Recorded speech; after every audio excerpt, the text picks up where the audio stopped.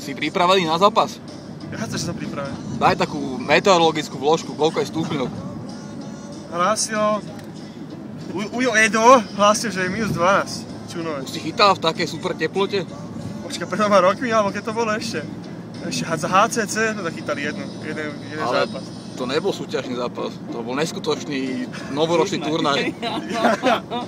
Kde došli tomorodci v gumákoch, si pamätám a podobne. Tajný pohľad do šatne HBT Slovan Fans. Ja som sa minulý rok do piče... Miška, ty čo tu robíš? Tréner, povedz niečo k dnešnému zápasu. Zima. Ale ako niečo také ducha prítomné. Veľká zima. Filip, počúvaj.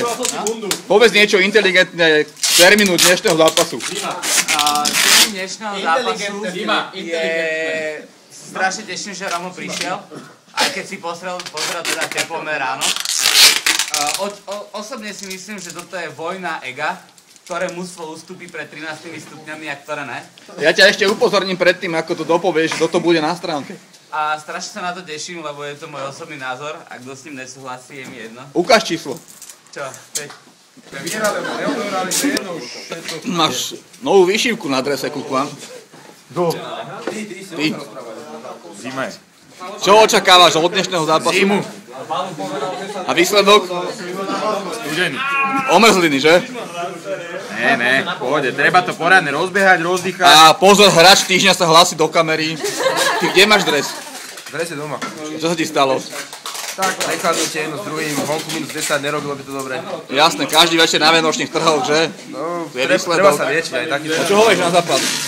Čo? Čo hovoríš na zápas? Dobre. A kto bol najlepší hráč? Oco. Oco? Ktorý oco? Ovoňa. Oco, Voďa. Si hráč zápasu, oco, čo na to hovoríš? Podplatené. Podplatené. Si máš špeciálnu prípravu na tento zápas, že? Jasné. V Grónsku. Áno. Bystrica z Volen, to je hotové.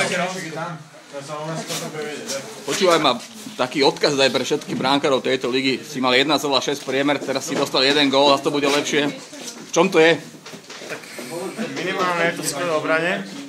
Hlavne nemôže snežiť na ploche, lebo potom tá obrana... Je to tak. Takže bolo to na tebe poslednú tretinu, hej?